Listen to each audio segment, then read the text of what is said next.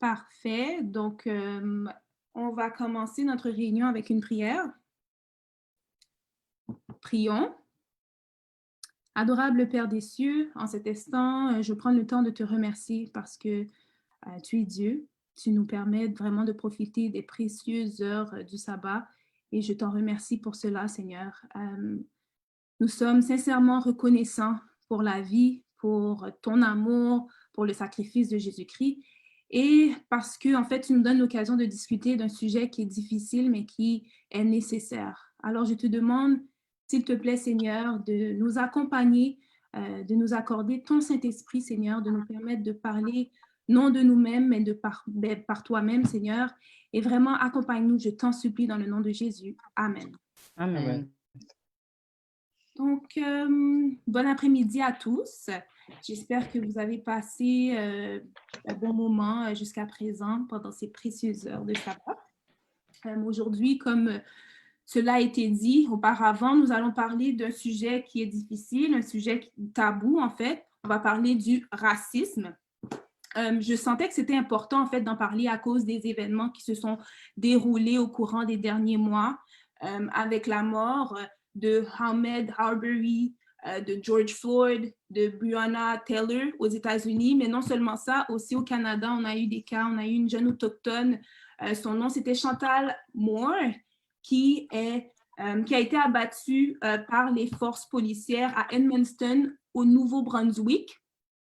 Il y a aussi eu Reggie Korchinski-Paquet, 29 ans, c'est une jeune femme aussi qui a été abattue par la police à Toronto. Et toutes ces situations, tous ces événements-là se sont réalisés de manière... Mais en fait, c'était dans des contextes très étranges. Et cela a suscité toutes sortes de... En fait, ça fait des crises, des manifestations, etc. Donc, sous l'encouragement, en fait, de Pasteur Esther, j'ai décidé d'organiser cette discussion afin qu'on puisse en discuter premièrement, qu'on puisse parler de solutions et non seulement ça, qu'on puisse aussi agir. D'accord? Et aussi, il faut dire qu'en regardant tout ce qui se passait à la télévision, j'ai fait un travail d'introspection et j'ai réalisé que je n'aimais pas parler du racisme. Souvent, depuis que je suis jeune, souvent quand je me trouve dans une situation où est-ce que je suis la minorité, on fait de moi la porte-parole du racisme et c'est quelque chose qui m'a dérangée pendant longtemps.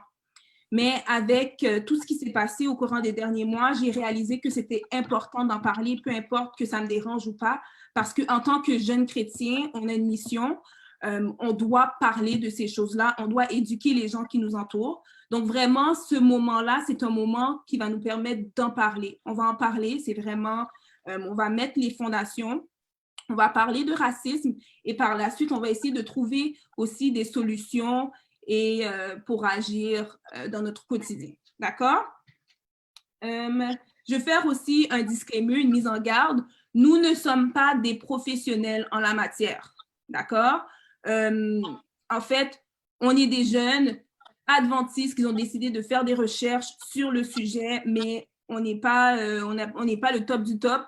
Donc, je vous demande d'aller par la suite faire vos recherches, confirmer les informations qui vous seront présentées et tout simplement éduquer les gens qui vous entourent. C'est bon? Donc, je ne vais pas m'éterniser sur ce que j'ai à dire. Je dois vous dire aussi que malheureusement, au courant de cette présentation, de cette discussion, on va limiter les discussions. Donc, vous ne pourrez pas poser vos questions en live. Vous pourrez, par contre, nous les envoyer sur la barre chat, je pense bien, la barre de discussion chat. Et on aura une seconde partie où est-ce qu'on prendra plus de temps pour répondre à chacune de vos questions. Donc, je vais commencer. On va commencer à définir les différents termes en lien avec le racisme avec Mirjo. OK. Alors, tu peux te présenter et puis ensuite, je vais poser mes questions. Parfait. Bon, ben salut tout le monde. Moi, c'est Mirjo de l'Église de Salem.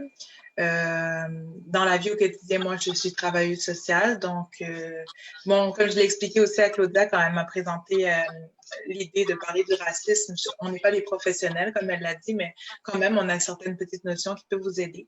Et dans le fond, j'ai cherché pour vous des définitions de différents termes, le racisme institutionnel, le racisme systémique. Donc, on va vraiment passer à travers les définitions de toutes les facettes du racisme et d'autres termes aussi. Donc, en commençant par le racisme, on doit comprendre que le racisme va prendre plusieurs formes. Le racisme peut être fait sous forme d'injures, sous forme de remarques. Ça peut être fait sous forme d'agression de type verbal ou physique. Et le racisme est vraiment basé sur le principe de race. Et ce que ça veut dire, race, c'est un groupe de personnes qui vont partager des gènes communs et exclusifs en quelque part. Et le principe même de race, le mot race, à la base, n'est pas bon parce que ça vient d'une tentative de classifier les humains. Je lisais selon un article que ça venait soi-disant du principe que dans la Bible, les Hébreux, ils séparaient les animaux. Donc, il y avait des animaux qui étaient purs, il y avait des animaux qui étaient impurs. Et donc, ils ont essayé de faire le même principe avec les humains en classifiant les humains. Et ce serait le médecin philosophe français François Bernier qui a commencé à établir des races de personnes selon des caractéristiques qui sont pseudo-scientifiques, du genre la couleur de la peau, l'apparence physique. Et c'est vraiment pas basé sur des recherches qui sont scientifiques. Donc, le racisme, c'est vraiment ça. Et le racisme institutionnel, quand on parle de racisme institutionnel, c'est une forme de racisme qui est vraiment cachée dans la structure sociale. Donc, dans les termes, on va dire que tout le monde est égaux, on a tous droit aux mêmes droits, mais dans la réalité, on va voir qu'il y a des inégalités, il y a même des dispositifs qui vont être défavorisants pour certaines personnes ou certains groupes de personnes. Et en passant, si vous avez des choses que vous voulez rajouter, vous pourrez les rajouter sans problème, les autres panélistes. Aussi, on parle de racisme systémique. C'est quand des gens vont recevoir un traitement qui est différent des autres en lien avec la couleur de leur peau. Ce traitement est différent, va être fait de manière consciente ou inconsciente. Et ça va vraiment atteindre les gens sur les plans politiques, économiques, culturels. Et un exemple de racisme systémique, admettons une personne avec un diplôme, un noir avec un diplôme universitaire a moins de chances de trouver un emploi qu'une personne blanche qui a à peine son niveau secondaire et même pas de niveau secondaire. Fait que ça, c'est vraiment un genre de racisme qui est inscrit dans le système même. Après ça, on peut parler aussi du terme discrimination. La discrimination, c'est vraiment une action ou une décision qui a pour effet de traiter de manière négative une personne. Puis il va se baser sur des motifs de discrimination comme la race, la couleur, la religion, l'âge, le sexe, l'orientation sexuelle, peu importe, il y a différents motifs de discrimination. Et par exemple, nous, en tant qu'adventistes, on peut aussi subir de la discrimination. Par exemple, si un employeur t'oblige à travailler le jour du sabbat sans même te demander si tu es adventiste, tu peux subir de la discrimination à ce niveau-là. Donc, normalement, on ne devrait pas être discriminé au niveau de notre religion. On peut aussi parler de stéréotypes. Un stéréotype, c'est vraiment une idée toute faite sur un groupe de personnes qui s'appuient sur des attentes et des jugements, comme un genre de stéréotype, tous les Noirs aiment le poulet. OK, ce qui est complètement faux comme stéréotype. Mais voilà, ça pourrait en être un. C'est comme une attente qu'on a envers un groupe de personnes. On parle aussi de préjugés. Donc, les préjugés, dans préjugés, on voit pré, ce qui veut dire avant, et jugé, qui fait référence à jugement. Donc, ça va être une opinion que tu vas donner face à une personne sans examen, sans démonstration de quoi que ce soit. Et c'est quelque chose qui est fait à l'avance en fonction des apparences, des critères personnels, des dispositions que l'on a à l'égard de cette personne, peu importe. Et les préjugés, tu sais, il peut en avoir qui sont moins, comment dire, dommageable sur la vie d'une personne que d'autres. Quand on parle vraiment de préjugés racistes, on va voir que ça va avoir un impact direct sur la personne. Exemple, qu'on dise que tous les Noirs mangent du poulet, au pire, c'est pas si grave. Mais par exemple, si un employeur va regarder 2 CV, il va lire que sur le premier CV, c'est Marianne Tremblay et le deuxième, ça va être Abdelhaïm, eh bien, le fait qu'ils choisissent directement Marianne Tremblay à cause que c'est une Québécoise, ben déjà là, c'est une forme de discrimination. C'est une forme de... Il va déjà avoir des préjugés juste en se basant sur le nom. Et quand on parle d'une personne qui est en position d'autorité et qui va se baser sur des préjugés racistes, comme exemple un policier qui va tout de suite cibler un jeune noir et vont préjuger qu'il est violent, et bien c'est là que ça va avoir un impact direct sur sa vie. Et c'est là où ça va devenir un gros problème d'avoir des préjugés racistes. Et c'est sûr qu'aujourd'hui aussi, on va parler de la brutalité policière, du profilage racial.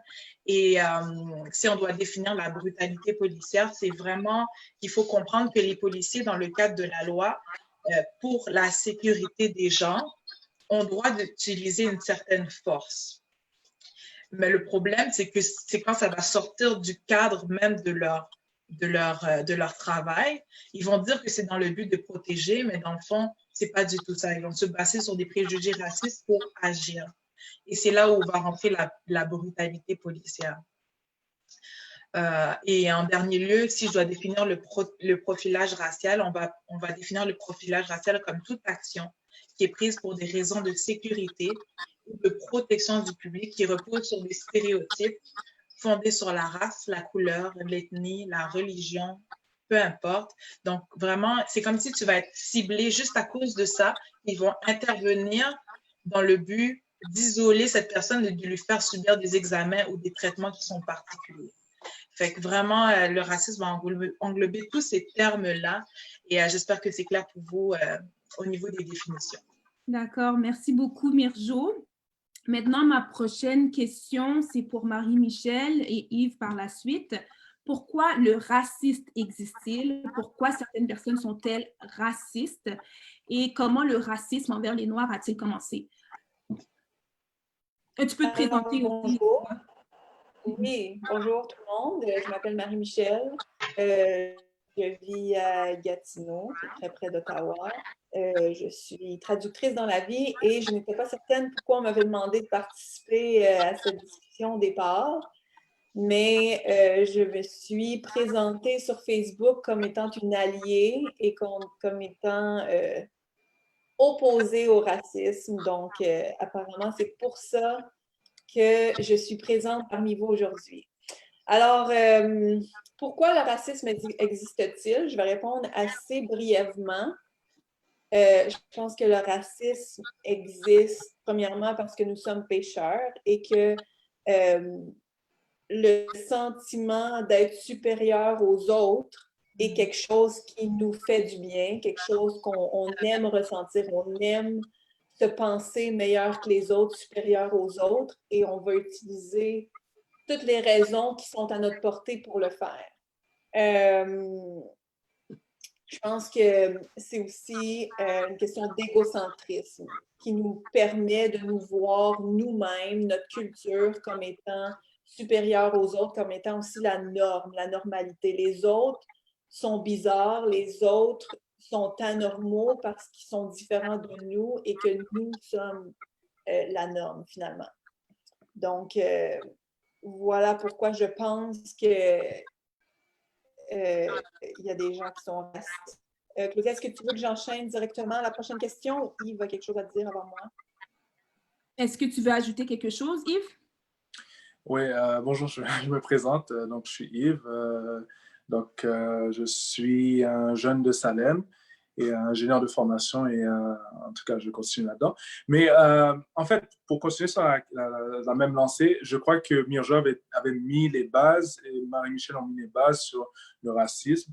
Je veux juste m'étendre un tout petit peu plus sur sur les travaux de Blumenbach, sur Gobineau, qui ont vraiment établi en fait cette suprématie de la race aryenne qui est germanique. Et donc, on a établi que la race aryenne est supérieure et que toutes les autres races, surtout la race noire, en fait, lui est inférieur. Et en fait, tout cela a aussi motivé tout ce qui est purification ethnique, eugénisme. Donc, on voit que chez les Noirs, donc certaines races sont empreintes de la pauvreté, de l'alcoolisme et de toutes sortes de vices, et donc de façon biologique et aussi de façon héréditaire. Et donc, la solution est de systématiquement les emprisonner, les stériliser et les exécuter.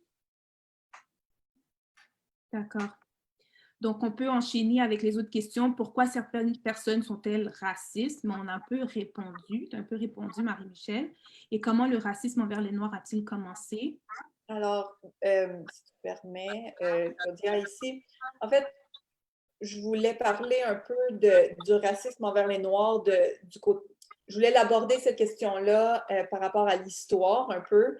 C'est sûr qu'il y avait du racisme avant ce que je vais raconter ici, là.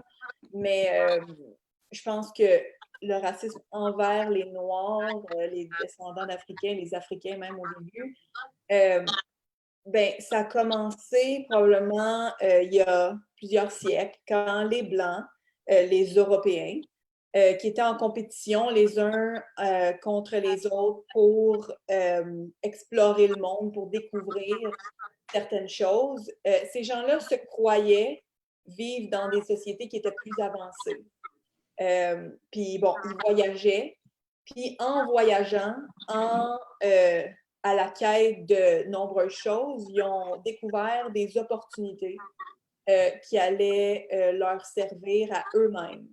Même s'ils débarquaient chez des étrangers, même s'ils débarquaient chez des gens sur des terres qui ne leur appartenaient pas, ils ont vu des choses qui seraient bonnes pour eux, ils ont vu des choses qu'eux voulaient.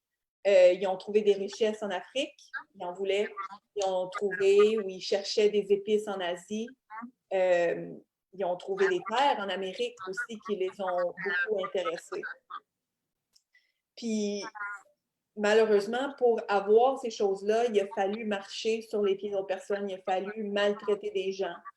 Puis si on prend juste l'exemple des Africains, parce que, bon, ici, on parle surtout des Noirs, je pense que les Européens blancs ont commis peut-être 2 crimes majeurs contre les Africains.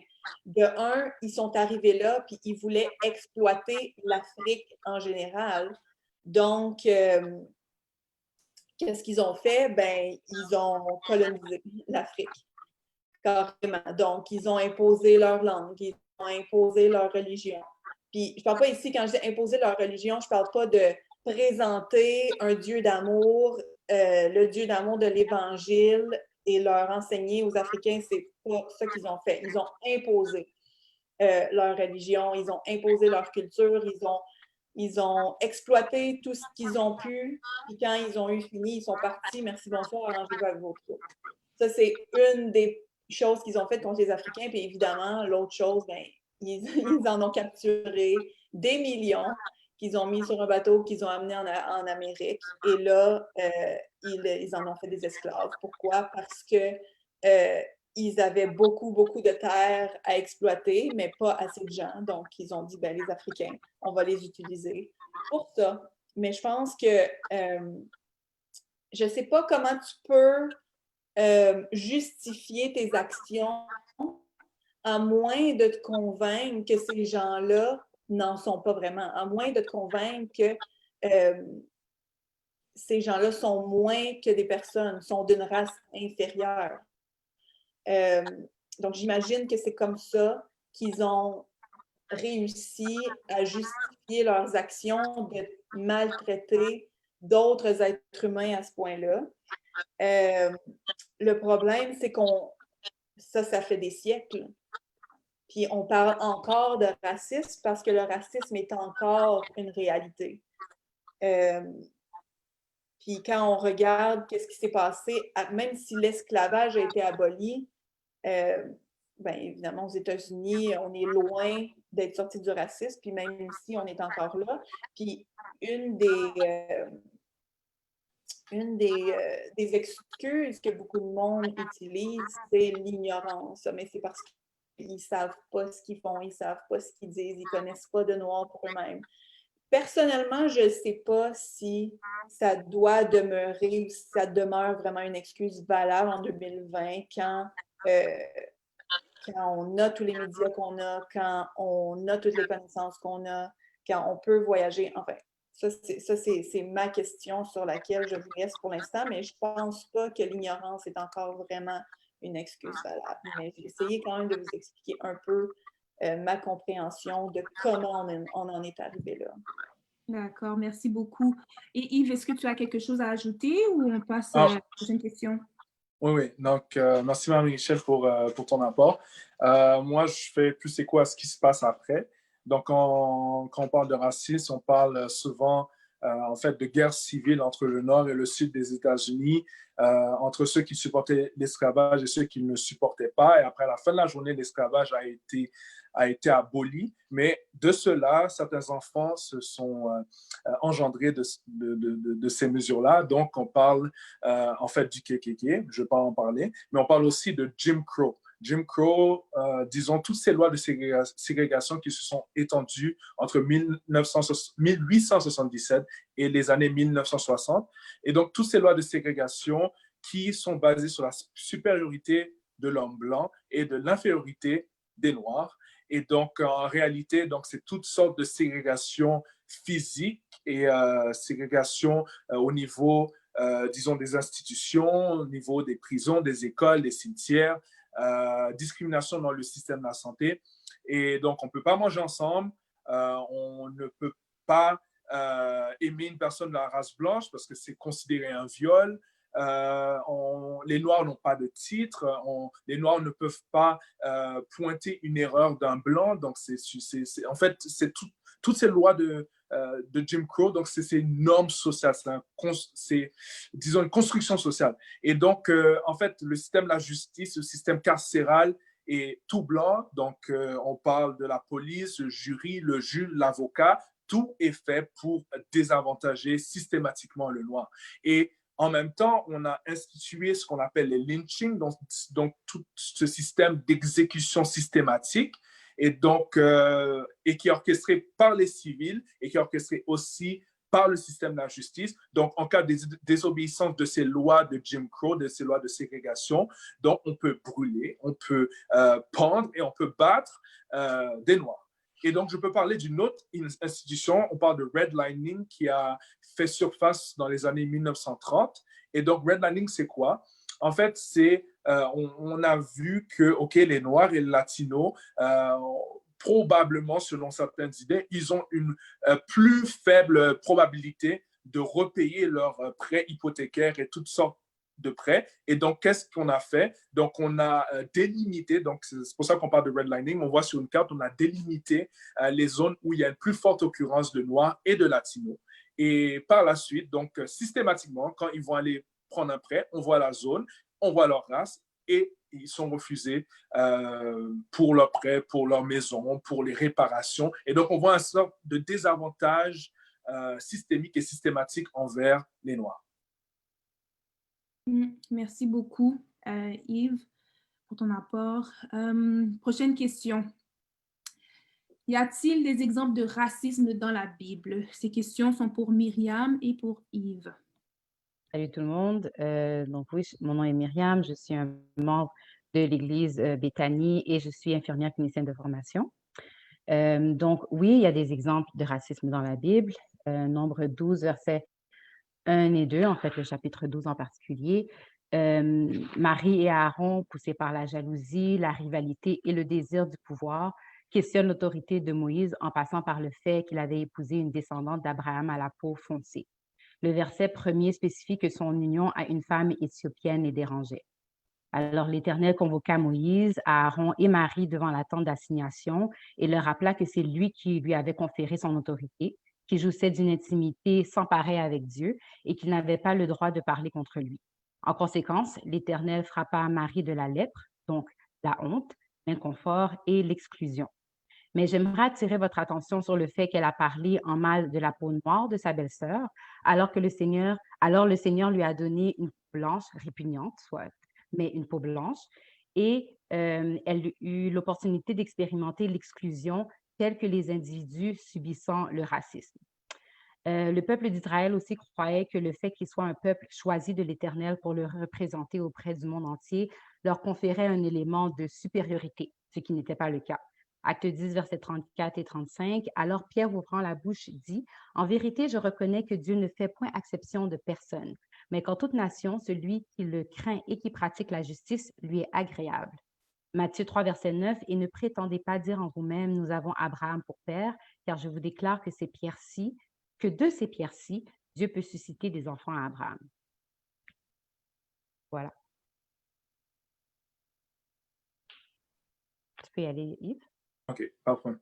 Donc, je voudrais rajouter d'autres points. Par exemple, on voit un cas de racisme dans Exode 1, verset 9 à 12. Donc, on voit une oppression, un racisme structurel envers les Juifs par Pharaon et la population égyptienne. On voit Jean 4, verset 9, la femme samaritaine. Donc, c'est du racisme interpersonnel. Donc, on voit quand Jésus avait rencontré la femme samaritaine, on parle de certains préjugés entre les Samaritains et les Juifs. On voit aussi ce même racisme systémique, ce même racisme interpersonnel, ce biais implicite qui est orchestré par rapport on va dire, aux Samaritains. Donc, on parle de la parabole du bon Samaritain dans Luc 10, versets 25 à 37. Et je crois que je fais un petit peu écho sur ce que Myriam a dit par rapport aux Juifs et aux autres nations. Je peux en parler par rapport aux gentils, donc les Juifs par rapport aux gentils. Vous pouvez voir ça dans Acte 10, lorsque Pierre a eu, a eu cette vision et il a vu en fait une nappe avec des animaux impurs et donc les gentils étaient vus comme impurs. En quelque sorte, c'est un racisme interpersonnel. Parfait. Pourquoi à l'époque de l'esclavage, les maîtres d'esclaves utilisaient la Bible pour justifier leurs actions? Oui, vas-y en premier. OK. Donc, on parle, en fait, les différentes, on va dire, références qui sont utilisées. On parle de la marque de Caïn et on parle de la malédiction de Cam. Donc, la marque de Caïn, en fait, Dieu a maudit Caïn en lui disant que puisqu'il a tué son frère Abel, il sera errant et vagabond. Et en fait, Dieu lui a posé une marque, sachant que Caïn avait parlé à Dieu et il lui a dit, écoute, je vais te protéger. Et parce qu'il était, disons, il allait se faire tuer. Et donc, Dieu lui a posé un sceau et plusieurs personnes ont interprété ce sceau comme, oh, il est devenu noir. Et donc, on dit, ah, il est maudit, donc il est noir. Malédiction de Cam, donc on voit que dans Genèse 10, verset 6, en fait, Noé avec plusieurs fils. Et en fait, Cam, apparemment, on dit que Cam veut dire sombre ou noir. Et donc, Cam a vu la nudité de son père. Noé a maudit Canaan. Je ne parle pas de la postérité, mais a maudit Canaan, et, qui est le fils de Cam. Et donc, plusieurs ont vu ça, ont vu cette malédiction qui, en fait, s'énonce selon le fait que Canaan sera l'esclave de ses frères. Ils le voient tel que, en fait, c'est une justification de l'esclavage des Noirs qui seront esclaves, en fait, d'autres individus. OK. Pour le Nouveau Testament, je peux vraiment comprendre pourquoi on aurait pu utiliser la Bible pour justifier leur action. Timothée 6, versets 1 et 2 nous dit que tous ceux qui sont sous le joug de la servitude regardent leur maître comme digne de tout honneur, afin que le nom de Dieu et la doctrine ne soient pas blasphémés, et que ceux qui ont des fidèles pour maître ne les méprisent pas, sous prétexte qu'ils sont frères, mais qu'ils les servent d'autant mieux que ce sont des fidèles et des bien-aimés qui s'attachent à leur faire du bien. Enseigne ces choses et recommande-les. 1 Pierre 2, versets 18 à 25. Serviteurs, soyez soumis en toute crainte à vos maîtres, non seulement à ceux qui sont bons et doux, mais aussi à ceux qui sont de caractère difficile. Car c'est une grâce que de supporter des afflictions par motif de conscience envers Dieu quand on souffre injustement. En effet, quelle gloire y a-t-il à supporter de mauvais traitements pour avoir commis des fautes? Mais si vous supportez la souffrance lorsque vous faites ce qui est bien, c'est une grâce devant Dieu. C'est à cela que vous avez été appelés parce que Christ aussi a souffert pour vous, vous laissant un exemple afin que vous suiviez ses traces. Lui qui n'a point commis de péché et dans la bouche duquel il ne s'est point trouvé de fraude, lui qui injuriait ne rendait point d'injure, maltraité ne faisait point de menaces, mais s'en remettait à celui qui juge justement. Tite 2, versets 9 et 10, exhorte les serviteurs à être soumis à leur maître, à leur plaire en toutes choses, à n'être point contredisants, à ne rien dérober, mais à montrer toujours une parfaite fidélité afin de faire honorer en tout la doctrine de Dieu notre Sauveur. Et Éphésiens 6, versets 5 à 9, serviteurs, obéissez à vos maîtres selon la chair, avec crainte et tremblement, dans la simplicité de votre cœur comme à Christ, non pas seulement sous leurs yeux comme pour plaire aux hommes, mais comme des serviteurs de Christ qui font de bon cœur la volonté de Dieu. Servez-les avec empressement comme servant le Seigneur et non des hommes, sachant que chacun, soit esclave, soit libre, recevra du Seigneur selon ce qu'il aura fait du bien. Et vous, maîtres, agissez de même à leur égard et abstenez-vous de menaces, sachant que leur maître et le vôtre est dans les cieux et que devant lui, il n'y a pas d'acception de personne. Donc, d'après ma compréhension, la Bible ne condamne pas l'esclavage. Elle condamne le mauvais traitement, vu que tout être humain est fait à l'image de Dieu. Matthieu 25, verset 40 nous dit, « Et le roi leur répondra, je vous le dis en vérité, toutes les fois que vous avez fait ces choses à l'un de ces plus petits de mes frères, c'est à moi que vous les avez faites. » Colossiens 4, verset 1, « Maître, accordez à vos serviteurs ce qui est juste et équitable, sachant que vous aussi, vous avez un maître dans le ciel. » De plus, 1 Corinthiens 7, verset 20 et 21, invite celui qui est sous le joug de la servitude à s'emparer de la liberté si cela est possible. Que chacun demeure dans l'état où il était lorsqu'il a été appelé. As-tu été appelé étant esclave? Ne t'en inquiète pas. Mais si tu peux devenir libre, profites-en plutôt. D'accord, merci beaucoup. Est-ce que tu veux ajouter quelque chose, Yves, à ce qui a été dit?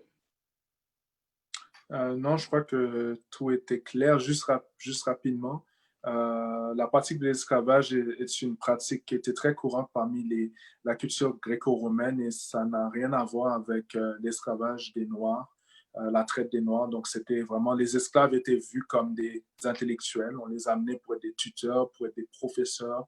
Donc, c'est un employé d'une certaine façon. Donc, il y a quelque chose de culturel. C'est pas la même chose. C'est pas le même équivalent. D'accord, merci beaucoup. Tout à fait. Ça a été utilisé hors contexte par les esclavagistes blancs.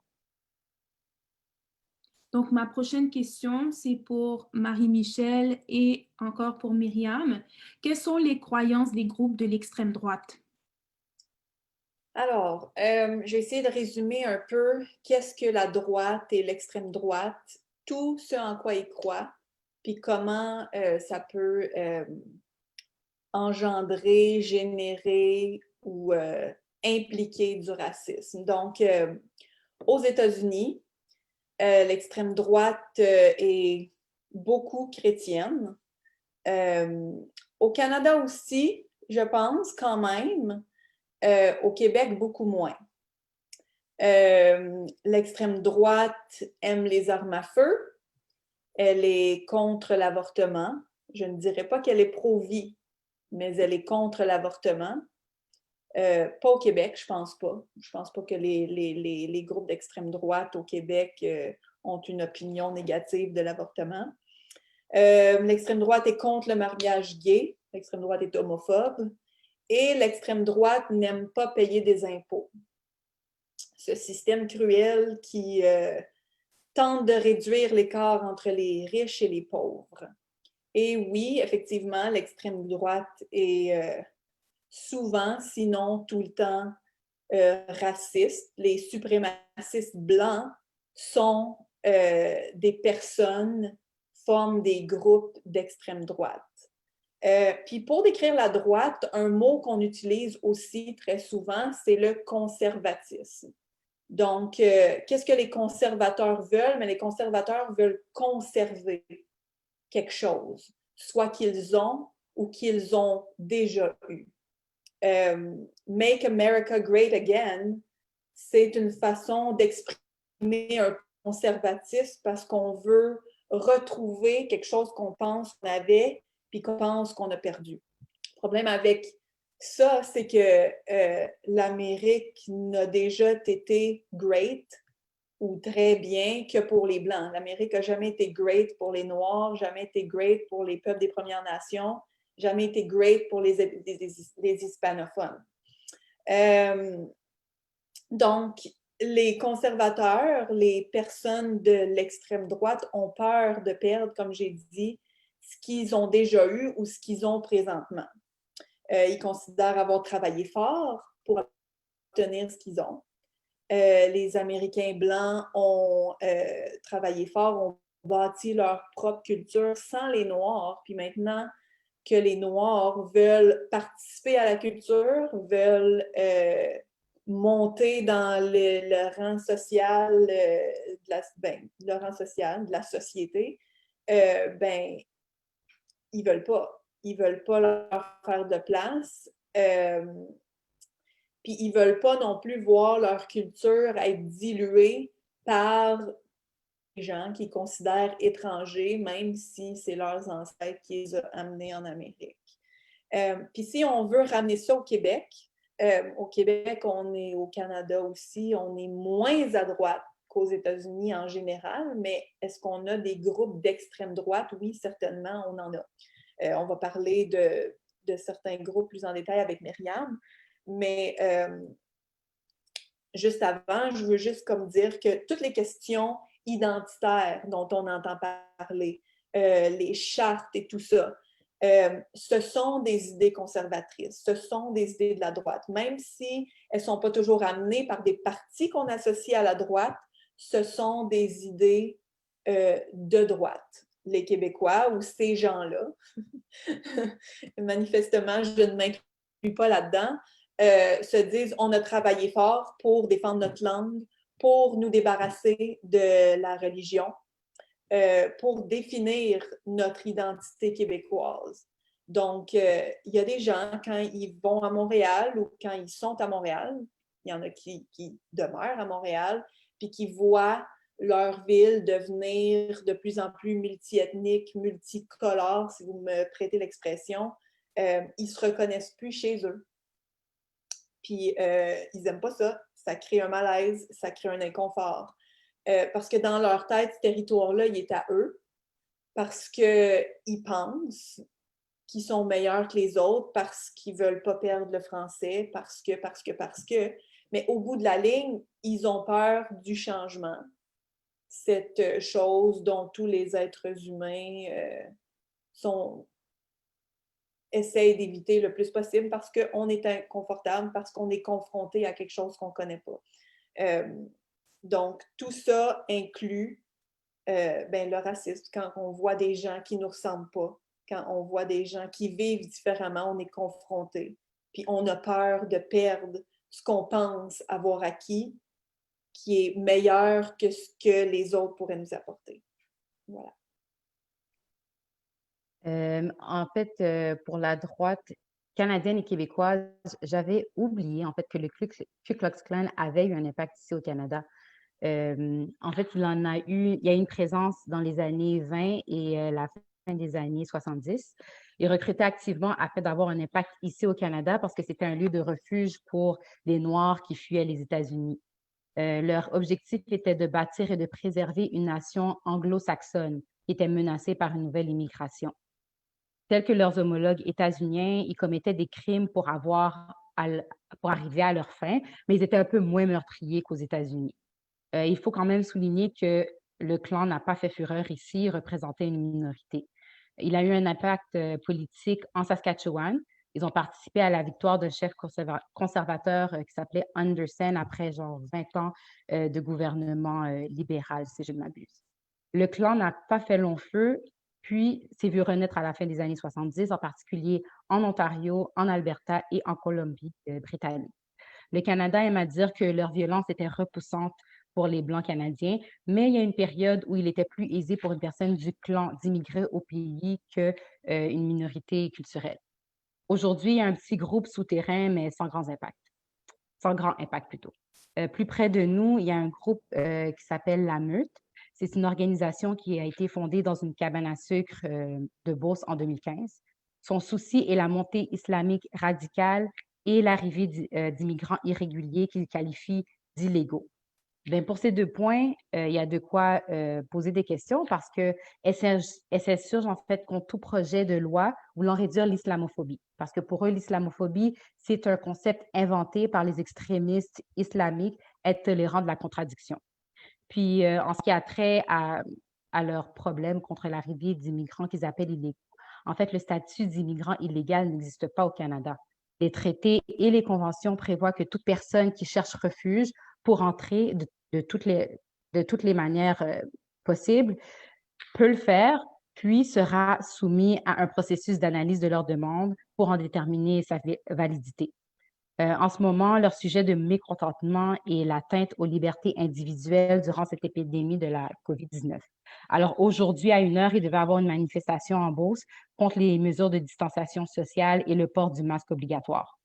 La meute semble craindre de perdre leur culture, comme parlait un petit peu Marie-Michel, au prix du multiculturalisme envahissant d'après eux.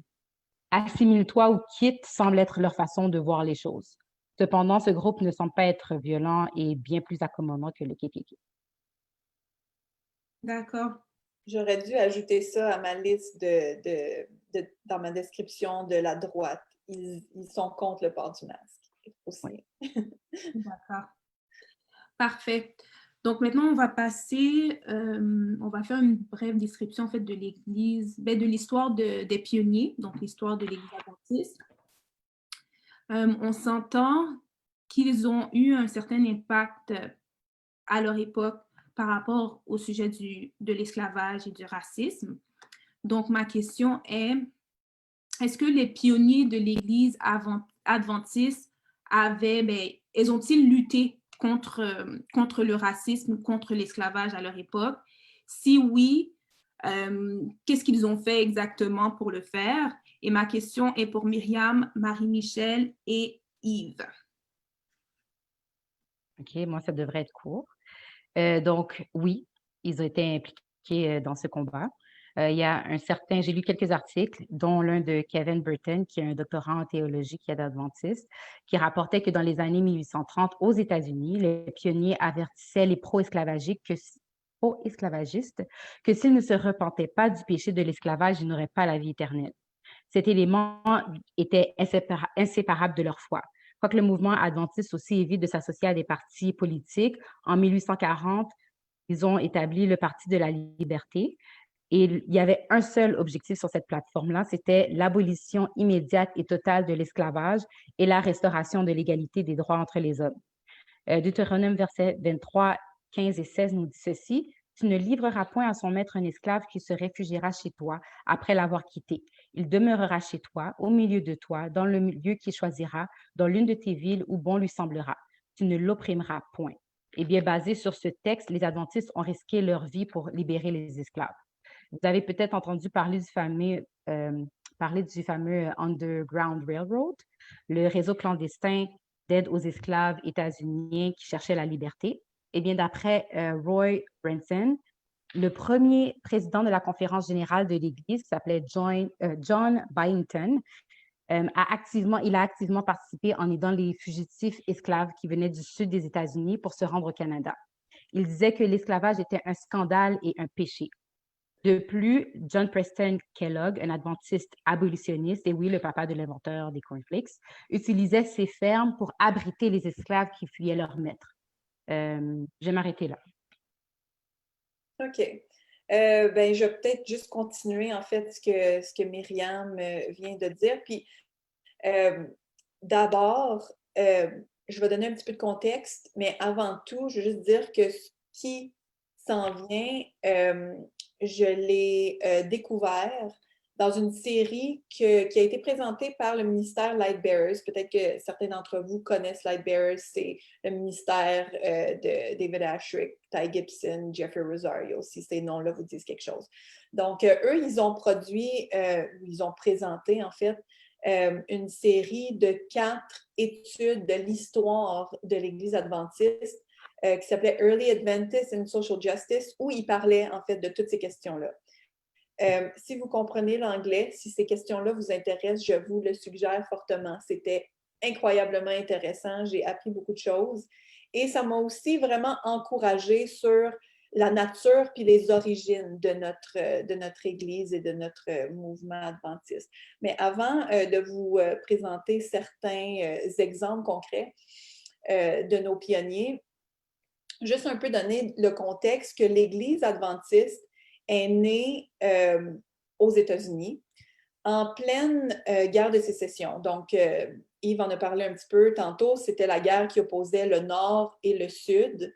Le Sud où il y avait tous les maîtres d'esclaves, les fermes, les plantations et tout ça. Donc, ces gens-là voulaient conserver leur droit d'avoir des esclaves et le Nord était pas si d'accord que ça.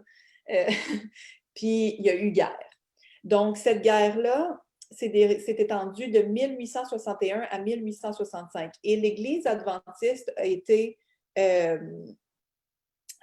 organisée en tant qu'Église adventiste du 7e jour. C'est là aussi où on lui a donné son nom, en 1863, donc en plein milieu de la guerre de sécession. Donc, les tensions raciales, avant, pendant, après, étaient vraiment à leur comble. Et c'est dans cette atmosphère, cet environnement que notre Église est apparue. Les chrétiens aussi, il faut dire, étaient très, très divisés sur la question, mais beaucoup de chrétiens étaient pour l'esclavage, étaient contre l'abolition de l'esclavage. Il y a des églises qui se sont séparées, qui se sont divisées sur cette question-là, des églises qui étaient complètement pour, mais dans le cas de l'Église adventiste du 7e jour, tous les pionniers étaient contre l'esclavage et étaient des abolitionnistes, c'est-à-dire qui militaient pour l'abolition de l'esclavage. Si tu n'étais pas un abolitionniste, tu ne pouvais juste pas. Tu n'étais pas accepté dans le mouvement adventiste. C'était aussi simple que ça. Et puis là, je vais juste vous donner quelques exemples concrets de choses qui se sont passées à ce moment-là. Donc, peut-être un fait intéressant pour commencer, William Miller, dont vous avez probablement tous entendu parler, celui qui a commencé à prêcher en 1831 du retour imminent de Jésus. Donc, il a commencé en 1831, puis ça, c'est la même année que l'apparition du mouvement abolitionniste. Il prêchait, son message du retour de Jésus était imbibé de ses idées abolitionnistes, tellement que pour lui, les 7 plaies d'Apocalypse allaient tomber sur les maîtres d'esclaves. Un peu comme les plaies de l'Ancien Testament sont tombées sur les Égyptiens qui tenaient les Israélites en esclavage. On peut aussi dire que la revue abolitionniste faisait la promotion de la revue des Millerites. Donc, vraiment, ils étaient vraiment interconnectés, ces deux mouvements-là. On peut aussi parler de Joseph Bates, qui est l'un des principaux fondateurs de l'Église adventiste, qui a cofondé, entre autres, la société anti-esclavage Fairhaven du Massachusetts. C'est une des sociétés qu'il a cofondées, mais il a été impliqué, puis il en a fondé d'autres également. Sa femme aussi a fondé ou cofondé celle pour les femmes, parce qu'à ce moment-là, j'imagine qu'il ne se mélangeait pas trop dans ces actions-là, mais on a beaucoup de gens. On peut aussi dire que les pionniers participaient activement aux pétitions contre l'esclavage à ce moment-là. Puis, soit dit en passant, dans la population en général, c'est à peu près 1% de la population qui participait à ces pétitions-là, qui signait ces pétitions-là et tout. Tandis que chez nous, dans notre mouvement, c'était probablement énormément plus élevé. Je n'ai pas de chiffres concrets, mais comme ils étaient tous pratiquement abolitionnistes, probablement que le pourcentage parmi eux qui participaient et qui signaient les pétitions s'approchait peut-être de 100%, je ne sais pas, mais on était bien loin du 1% de la population en général, ça c'est certain. Leur première réalisation que Babylone représentait l'Église était basée sur le fait que l'Église chrétienne supportait l'esclavage. C'est comme ça qu'ils se sont rendus compte, de par leur façon de traiter les Noirs, que l'Église était Babylone. Aussi, par leur traitement des Noirs aux États-Unis, malgré la déclaration de l'indépendance qui disait un peu le contraire, que les pionniers ont compris que la deuxième bête d'Apocalypse 13, donc celle qui a 2 cornes d'agneau mais qui parle comme un dragon, représentait les États-Unis. C'était basé sur l'esclavagisme puis le traitement des Noirs par les Blancs qu'ils ont compris ça. Puis ensuite, ça a été confirmé par des visions d'Ellen White et tout. Puis on a vu aussi toute la portée. Puis oui, il y allait avoir éventuellement la loi du dimanche et tout. Mais à ce moment-là, c'est ça qui leur a permis de comprendre l'identité de la deuxième bête d'Apocalypse 13. J'allais parler de John Byington aussi, mais Myriam en a parlé. En 1850 est apparue la Fugitive Slave Law, qui obligeait les citoyens qui trouvaient ou qui rencontraient des esclaves qui s'étaient échappés ou sauvés de leur maître à les retourner à leur maître. Puis l'Église adventiste, les pionniers, Ellen White aussi beaucoup, se sont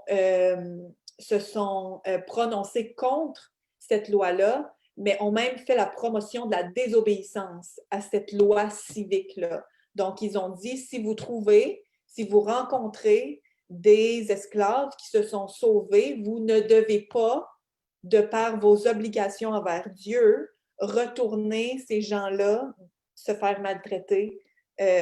Donc, voilà. Donc, oui, on sait qu'à un moment donné, on va être appelé à désobéir à la loi, mais ce ne sera pas la première fois.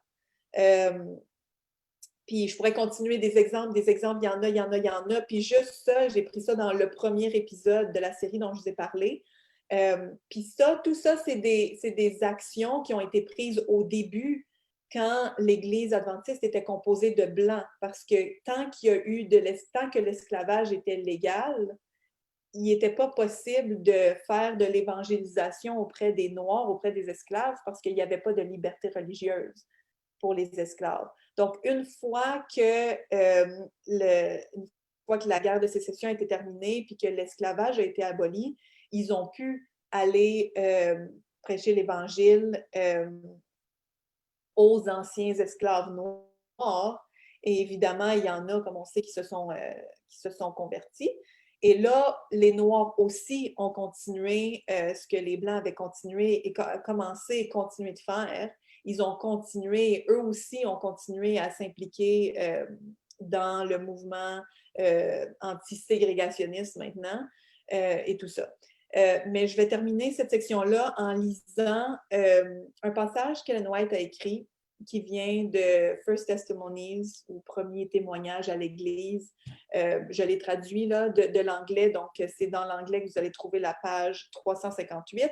Et elle a dit ceci: « Il m'a été montré que le montant déboursé par le maître pour acquérir des âmes, pour accueillir, des êtres humains et des âmes humaines n'a aucune importance. » Donc, le prix n'a aucune importance. Dieu ne lui donne aucun titre sur ses âmes et il n'a aucun droit de les retenir sous prétexte qu'ils lui appartiennent. Christ est mort pour toute la famille humaine, pour les Noirs comme pour les Blancs. Dieu a fait des hommes de libres agents moraux, qu'ils soient noirs ou qu'ils soient blancs.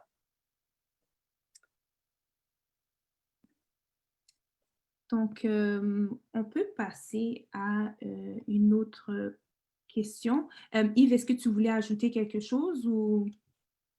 Juste très rapidement, depuis l'inception de l'Église adventiste, déjà Marie-Michel a vraiment fait un super bel exposé. Depuis l'inception de l'Église adventiste, elle était impliquée dans 2 grandes causes politiques, je dois le dire, politiques. La tempérance et le racisme, ou on va dire l'abolition de l'esclavage. Il n'y a qu'une seule cause qui est restée, en fait, dans on va dire l'identité adventiste. Donc, faites vos recherches et regardez le documentaire qu'elle a mentionné. Donc, merci beaucoup, vraiment, on en apprend. Alors, la prochaine question. Donc, aujourd'hui, qu'est-ce que l'Église adventiste fait pour lutter contre le racisme en tant qu'institution, donc en tant qu'Église institutionnelle et en tant que petit groupe de membres?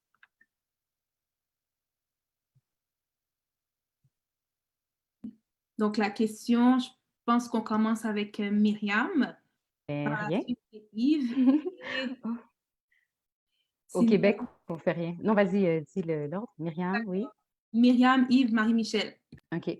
Ouais, fait que l'Église adventiste au Québec ne fait rien. Mais les membres ont eu plusieurs discussions sur le sujet. Je sais qu'il y a des projets qui se développent, mais en tant qu'Église, rien du tout. Pour moi, il y a 3 sphères évidentes. Il y a la prédication, le service à la communauté et la publication de littérature. Donc, qu'est-ce que l'Église pourrait faire pour lutter? Quand on regarde les pionniers, ils ont utilisé leur sphère de travail aussi pour faire des actions. Fait que puisque d'après moi, les 3 qui me viennent à l'esprit, c'est la prédication, le service à la communauté, la publication, ben prêcher sur le racisme et notre responsabilité en tant que chrétiens.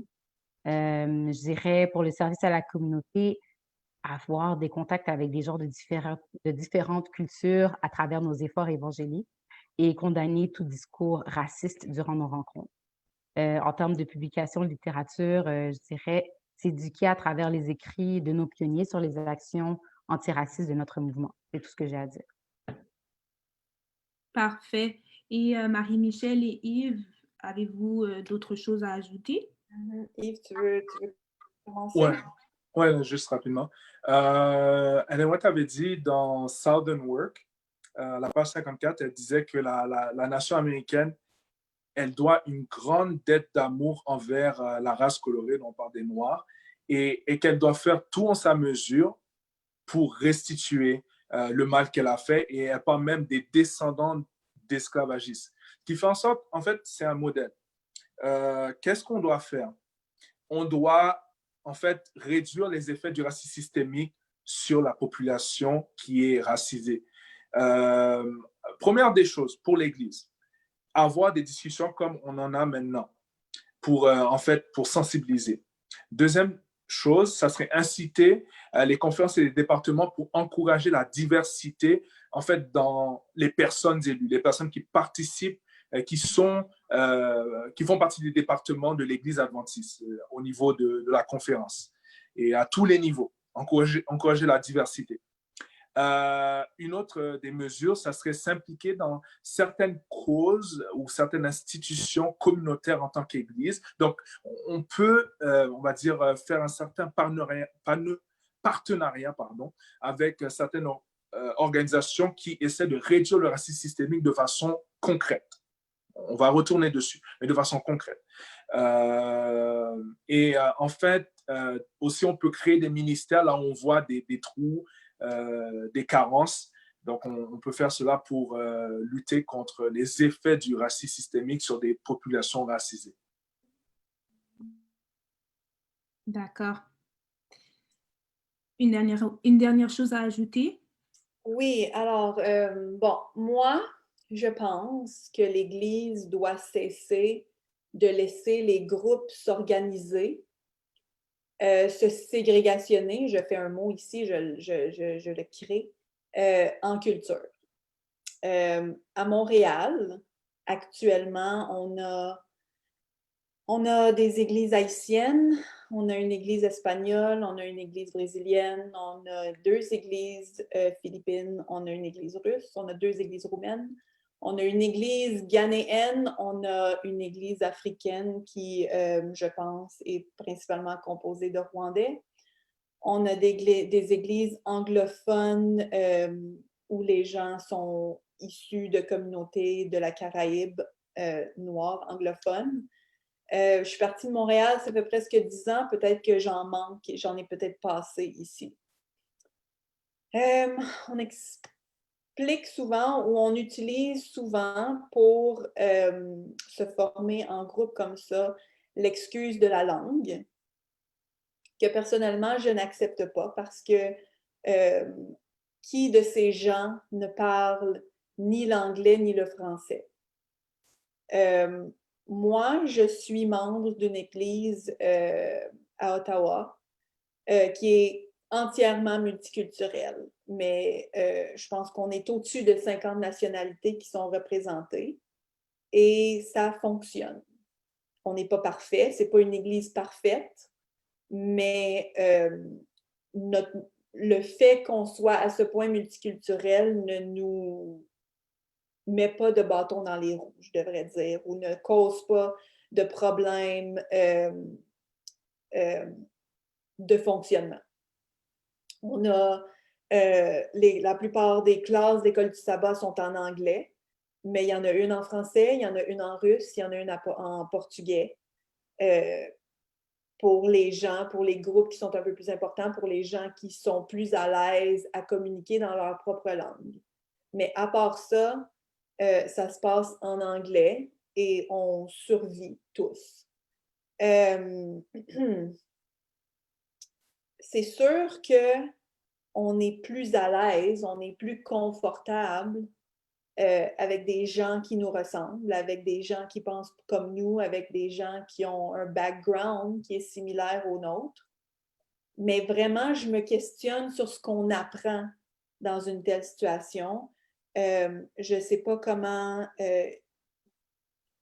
on grandit, je ne sais pas ce qu'on apprend. Je sais qu'on est confortable, mais je ne sais pas si on se prépare pour le ciel quand on est tous avec des gens qui nous ressemblent, puis qui comprennent l'adoration de la même manière que nous.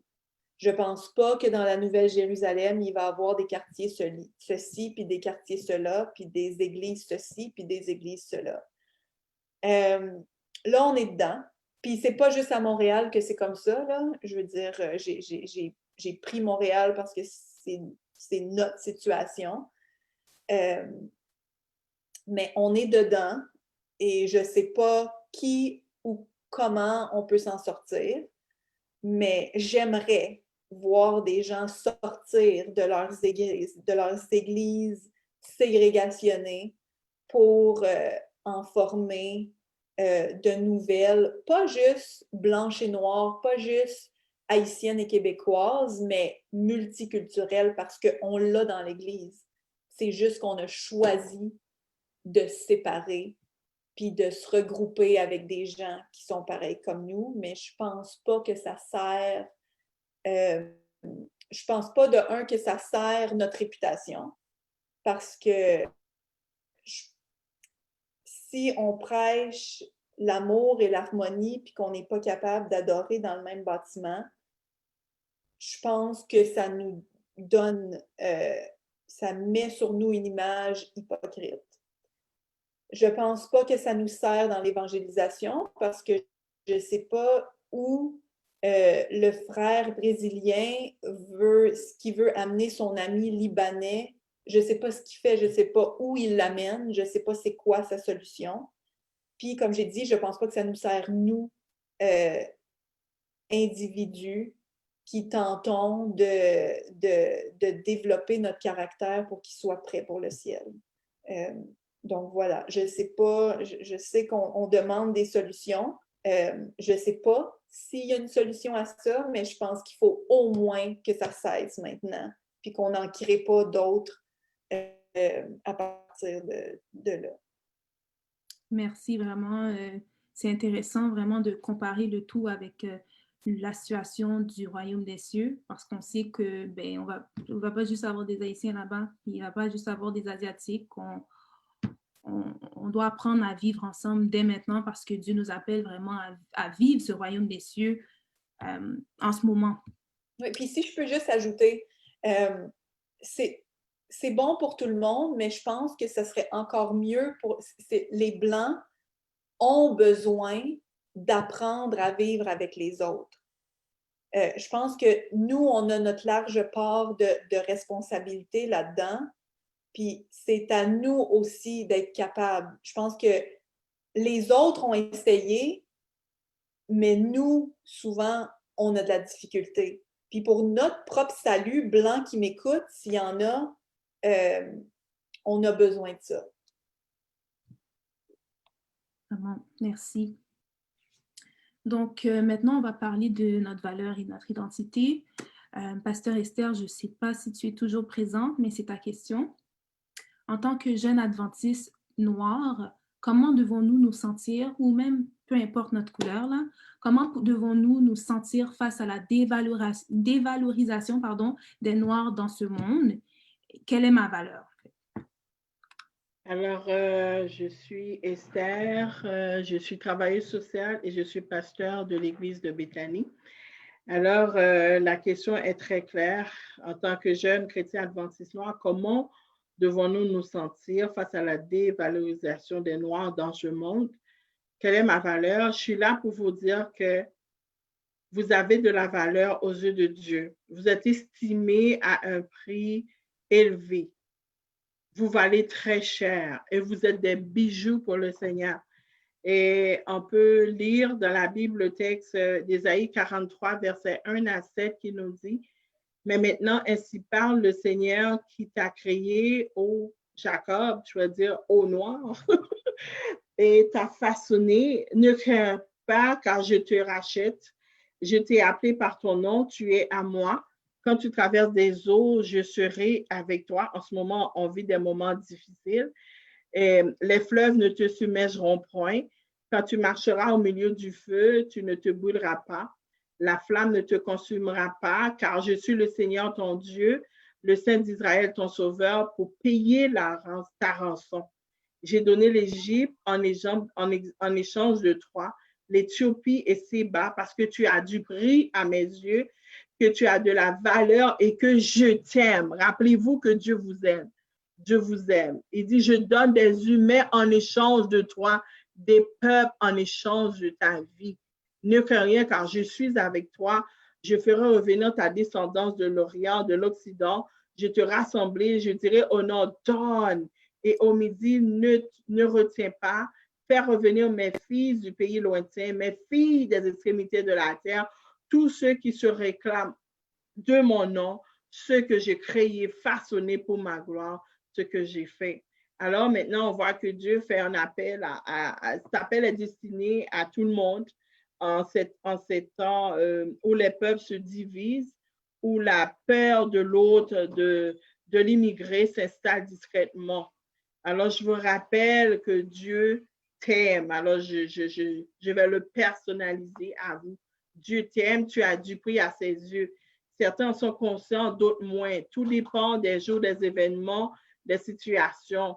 Pourtant, ce qui est sûr, c'est que Dieu t'aime d'un amour infini. Il t'a créé par amour pour que tu vives. Il n'a pas dit que ce serait toujours simple, mais il promet d'être toujours présent à tes côtés, quoi qu'il arrive. Aujourd'hui, puisse son esprit te faire sentir combien Dieu t'aime et que tu as du prix à ses yeux. C'est parfois un événement simple, un rayon de soleil, un arc-en-ciel, un sourire, un merci, une réussite, bien manger, bien dormir. Soyons aujourd'hui des témoins de cet amour infini d'un Dieu qui s'est fait homme et qui a donné sa vie, une vie d'amour éternel.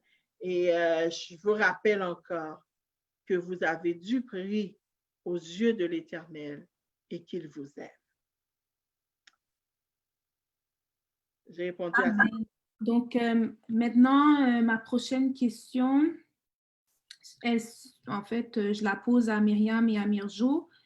Est-ce que le profilage racial existe au Québec? Avons-nous des exemples de cas particuliers? Oui. Oui.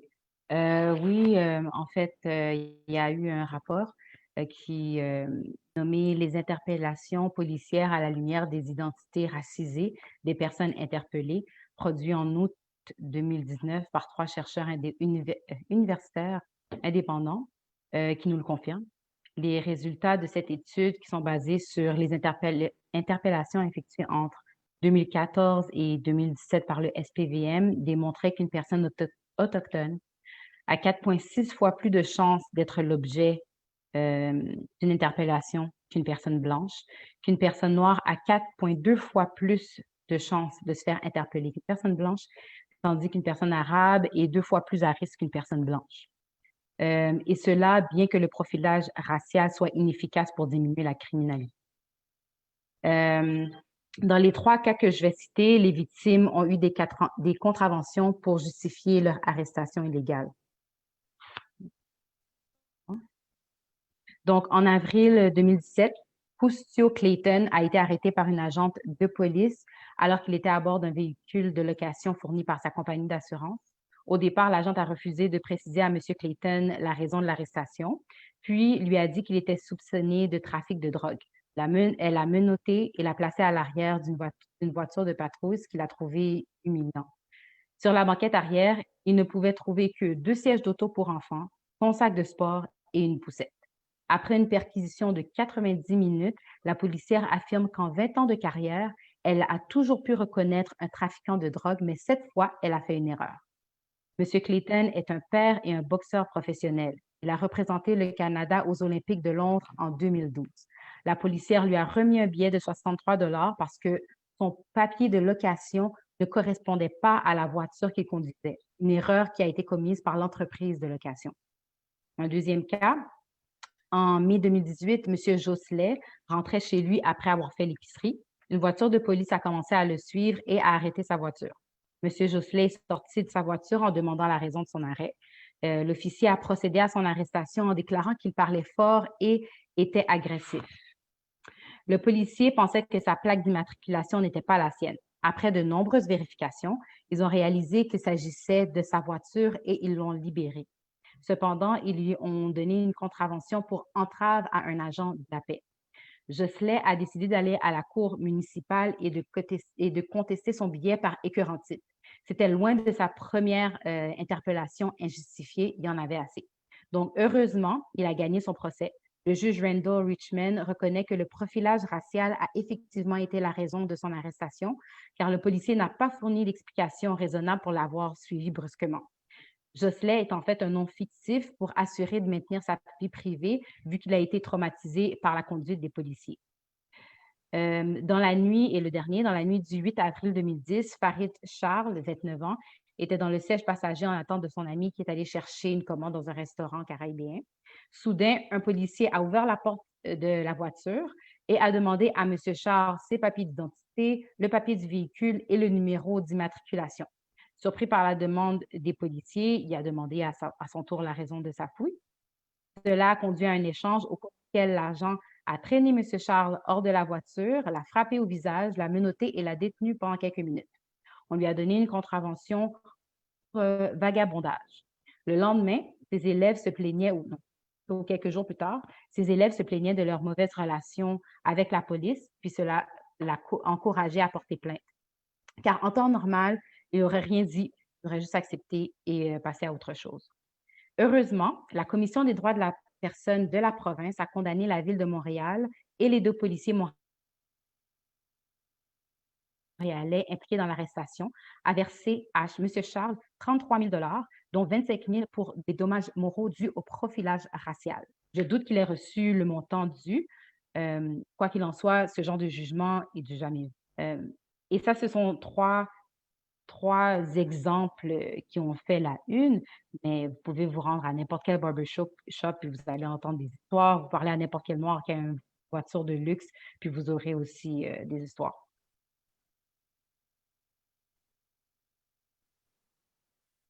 D'accord, merci. Est-ce que tu as quelque chose à ajouter, Mirjo? Ou... Oui, c'était très, très complet ce que Myriam a dit. Puis ce qui m'a vraiment touchée, c'est qu'elle a dit qu'effectivement, on a tous un peu des histoires de profilage racial. Et des fois, une expérience vécue aussi, c'est que le profilage, l'appel même à la police va être fait par une personne qui a fait du profilage racial en quelque part. Tu sais, je me rappelle, écoute, on était 4 enfants dans une voiture avec mes parents et il y a juste parce qu'on s'est arrêté, on s'était perdu, une femme a appelé la police, une femme blanche a appelé la police parce qu'elle a dit qu'il y avait un véhicule qui ressemblait à des gens de gang de rue, je sais pas. Et la police s'est présentée, il a bien vu que c'était juste une famille qui cherchait son chemin. Donc, oui, effectivement, c'est triste à dire, mais c'est la réalité, le profilage racial existe au Québec. D'accord. Ma prochaine question, c'est quels sont mes recours si j'ai été victime de brutalité ou si je suis victime de profilage racial? Qu'est-ce que je dois faire en fait? Oui, alors dans le fond, dans le même rapport que Myriam a mentionné tout à l'heure, il mentionnait un point intéressant, c'est que quand on est victime de peu importe de quelque chose qui s'est passé, ben, on a tendance à vouloir porter plainte, c'est normal, et porter plainte à la police parce que c'est le premier réflexe qu'on a.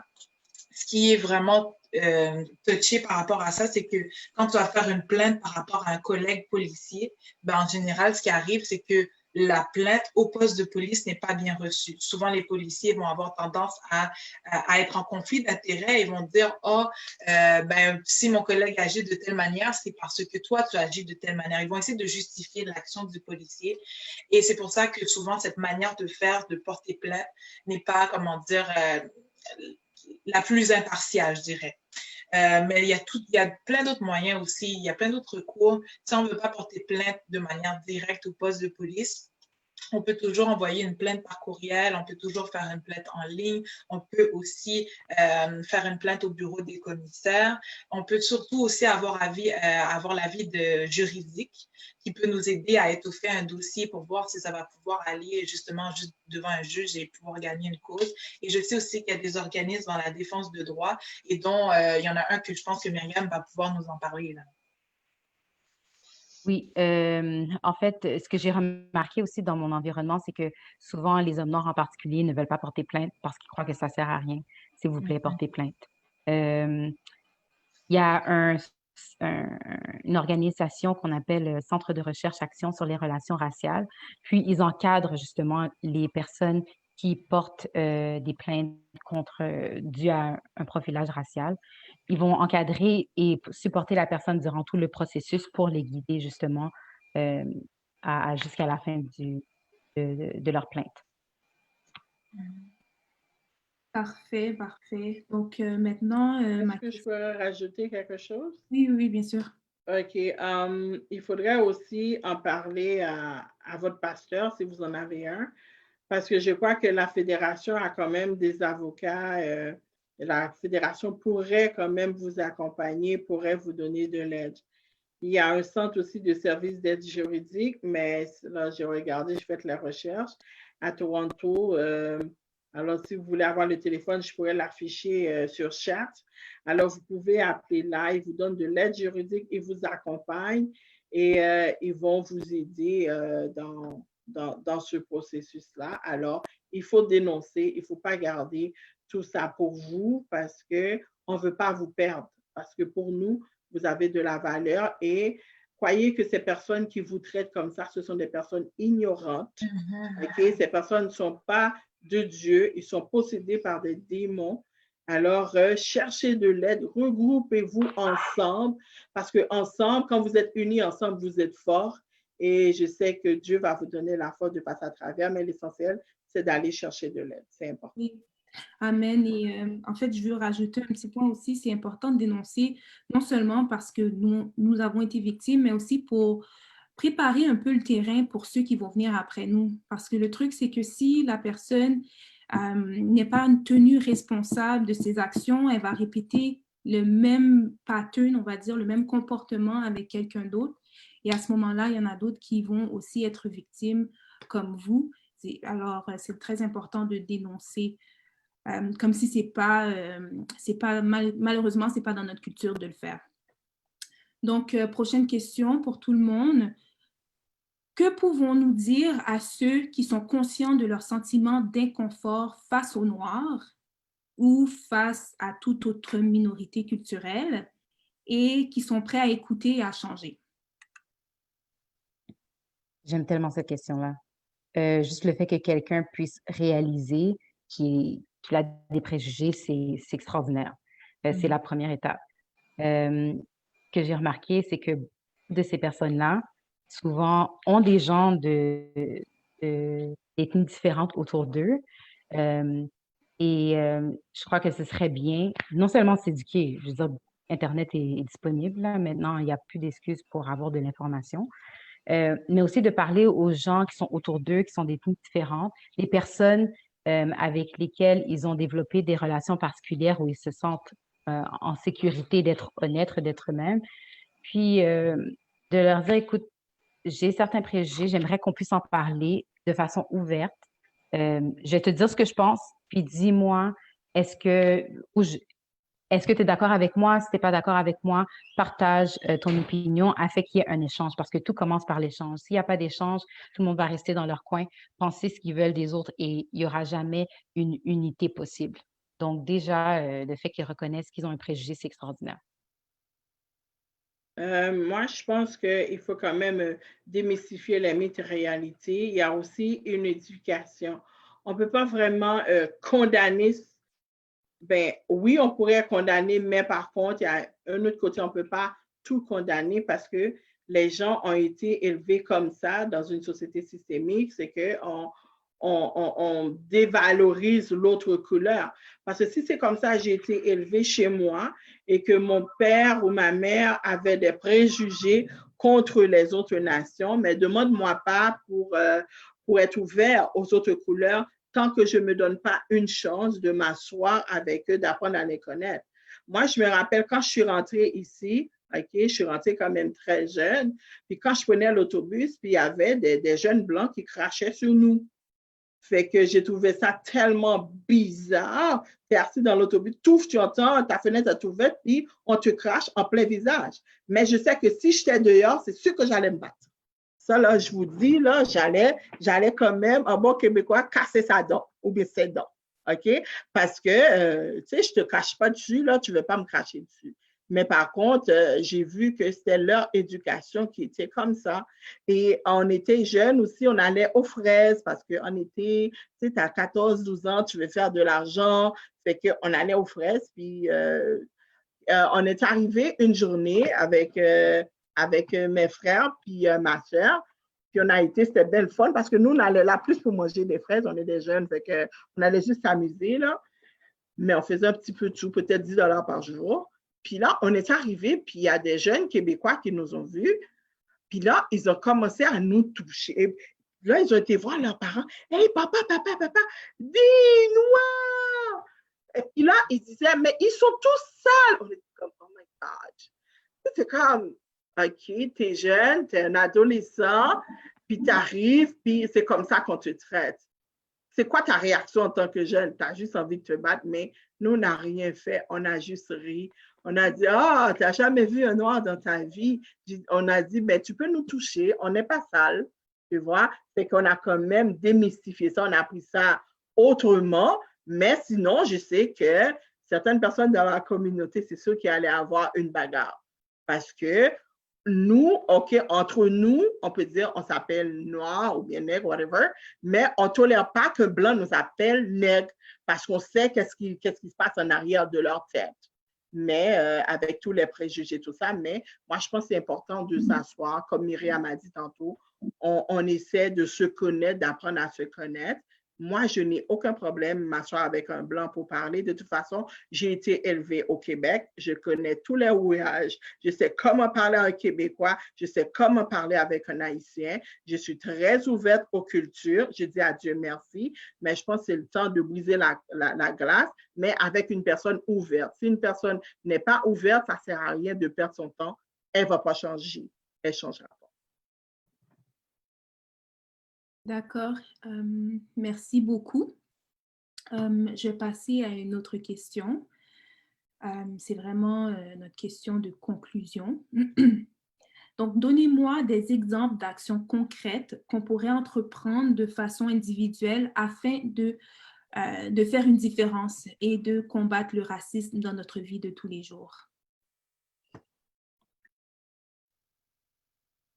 Ben, dans le fond, si je peux me lancer dans ta question, bon, tu as précisé de manière individuelle. Je pense que de manière individuelle et de manière concrète, c'est clair qu'on ne doit pas accepter toute forme de racisme, de propos inappropriés. À la seconde où ça arrive, on doit être en mesure d'éduquer les gens et de mettre nos limites par rapport à ce qu'ils sont en train de dire, de leur faire refléter que c'est inacceptable et que c'est ça, il doit y avoir un changement au niveau de leur façon de nous parler. Ça, c'est au niveau individuel, puis je vais laisser aussi les autres répondre d'autres réponses. Moi, si je peux dire quelque chose, moi, je suis une personne blanche, donc c'est dans ce contexte-là que je peux répondre. Je pense que pour moi, mon rôle, c'est de m'adresser aux autres Blancs. Si je vois des choses, d'aller poser des questions, de rentrer un peu dans la bulle, puis d'essayer de faire réfléchir les gens, d'essayer d'appeler les autres Blancs à se questionner sur les vrais motifs de leurs préjugés ou de leur haine, s'il y en a. Je pense que c'est là que je me situe, moi, en tant que personne blanche. Je pense pas que j'ai pas vraiment de conseils à donner aux jeunes noirs parce que j'en suis pas une, mais je pense que les Blancs ont un rôle à jouer, puis c'est de défendre leurs frères et sœurs qui sont noirs. Oui, c'est ça. Donc, voilà. Moi, je dirais qu'il faut briser le silence. Il faut qu'on arrête de refouler tout ce qu'on vit à l'école parce qu'on sait qu'il y a beaucoup de nos enfants qui sont victimes de ça, de ce profilage racial. Je pense aussi que les parents ont un devoir à faire pour pouvoir éduquer leurs enfants, d'avoir une relation ouverte avec eux, pour leur expliquer si tu te fais agresser à l'école, mais viens me voir, ou bien va voir ton directeur, ou bien la directrice, mais parle-moi-en aussi pour que je puisse t'aider à passer à travers. Il y a aussi l'Église, comme Myriam a mentionné dans ce qu'elle disait, il y a l'Église aussi qui doit en parler, qu'on arrête de fermer les yeux sur ce qui se passe. Et aussi la conférence, et je sais que tranquillement, la conférence du Québec est en train de mettre des balises pour pouvoir ne pas rentrer dans ce système. Ils essayent parce que le président en a parlé et il y a d'autres collègues qui en parlent aussi. Alors, tranquillement, il y a un petit mouvement qui se fait tranquillement. Alors, le mouvement, je pense, devait commencer déjà à la tête. Je suis pasteur, mais je ne suis pas aveugle. Ça devait commencer depuis à la Générale Conférence, descend sur la North-Américaine, la division nord-américaine, et descend aussi sur les autres conférences sur l'Union, afin que nous puissions vraiment travailler dans l'unité. Si on se dit, moi je parle du côté chrétien, si on se dit vraiment qu'on est chrétien, mais nous devrions être transparents dans tout, et avec nos frères et sœurs dans la foi, qu'il n'y ait pas de séparation, de distinction, parce que Dieu accepte tout le monde, que tu sois noir, rouge, vert, bleu, blanc. Dieu n'a aucun problème parce qu'au fond, pour Dieu, il y a une seule race. Nous sommes tous descendants d'Adam et Ève, OK? Et puis nous sommes tous un en Christ.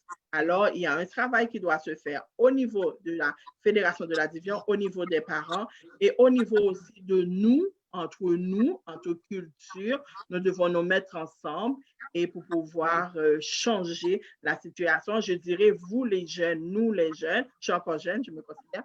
Alors, je pense qu'on peut faire quelque chose. La force est là. C'est important de le faire maintenant. Ce n'est pas s'asseoir, dire en train de murmurer, mais c'est le temps de passer à l'action. Puis on peut devenir une nation forte en incluant tout le monde. Moi, j'aurais vu cela parce qu'en fait, le racisme lui-même est un racisme qui est institutionnel, internalisé, structurel et interpersonnel. Au niveau, en fait, interpersonnel, je le verrais, comme Myrjo et d'autres l'ont dit, quand vous voyez des gens qui émettent des propos racistes, dénoncez-le directement, rendez-les responsables.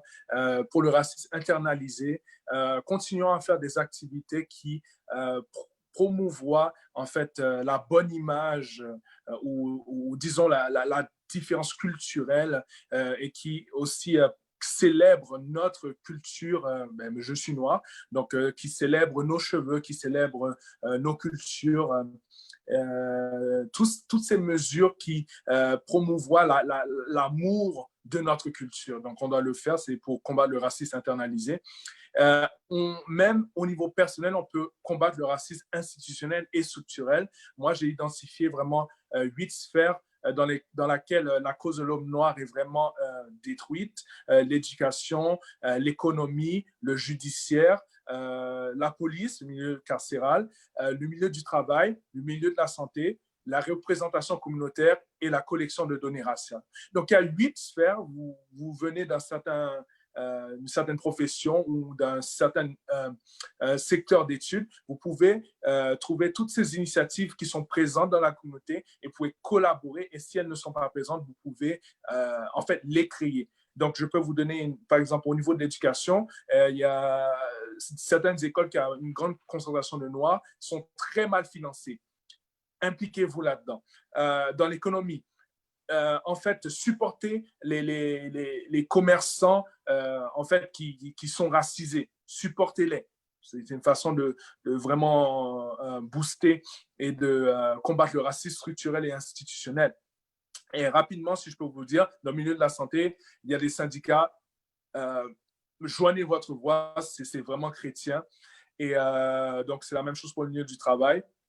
Donc, il y a toutes sortes de mesures qu'on peut faire pour combattre ce racisme qui est systémique, qui est institutionnel, qui est interpersonnel et internalisé. Dernière chose que je vais vous dire rapidement, votez.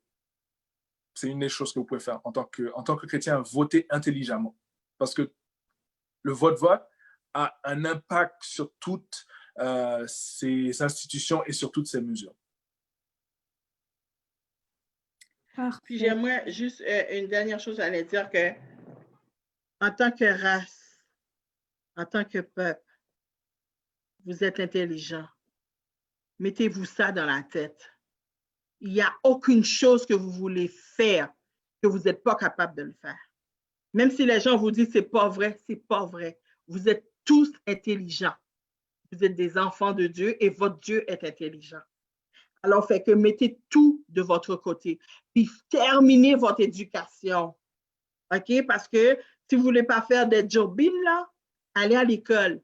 Terminez vos études. Parce que je sais que vous êtes capable. La force est en vous. Laissez personne vous dire que vous n'êtes pas intelligent. Ce n'est pas vrai. Parce que je prends l'exemple, un exemple un peu extrême, mais regardez, quel pays qui a donné la liberté à quasiment tous les pays? C'est Haïti. OK? Haïti a aidé tout le monde. Et Marie-Michel disait tantôt que les gens ont peur parce qu'ils ont bâti le pays. Elle n'a pas dit, c'est pas mauvais là, c'est juste pour renforcer. Mais juste un rappel pour dire que les Noirs ont aidé le Canada à avoir leur liberté et c'est des Haïtiens, des Africains qui ont formé les gens du Québec. C'était des professeurs. Okay, qui ont éduqué les gens, okay? Et en même temps aussi, au niveau, si on voit l'économie du Québec qui se développe, parce qu'il y a des Noirs qui sont ailleurs de tout ça. Parce que si nos parents, certains de nos parents n'ont pas fini leur éducation pour pouvoir prendre soin de nous, mais ils ont travaillé dans des manufactures, ils ont travaillé dans autre chose pour pouvoir subvenir l'économie du Québec et en mesure de donner une bonne éducation à leurs enfants.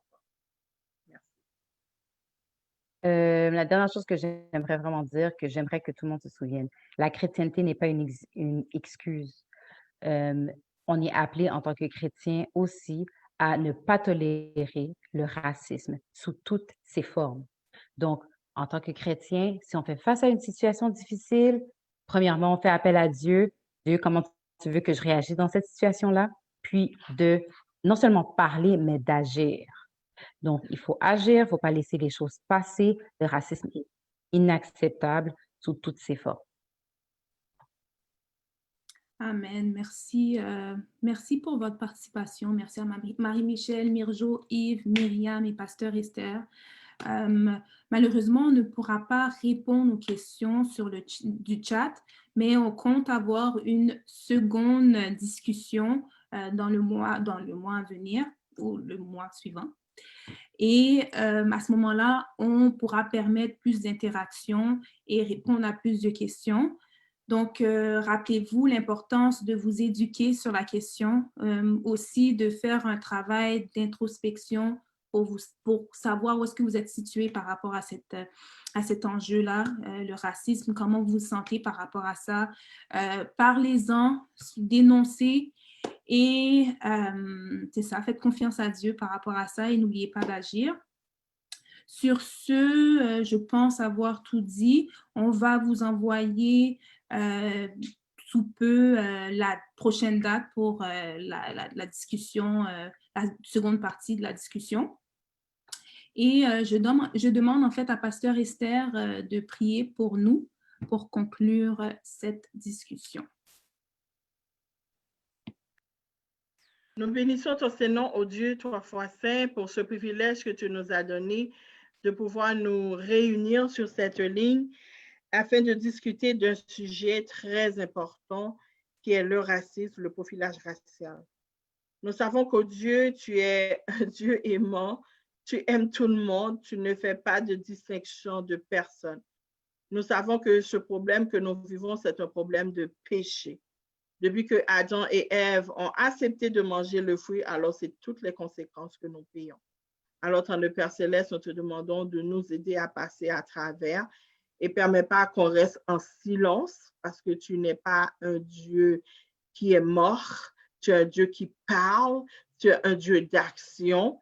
Alors, Seigneur, nous voulons que tu aides tes enfants qui vivent ces moments très difficiles de trouver du réconfort en toi et en même temps dénoncer ce qui se passe.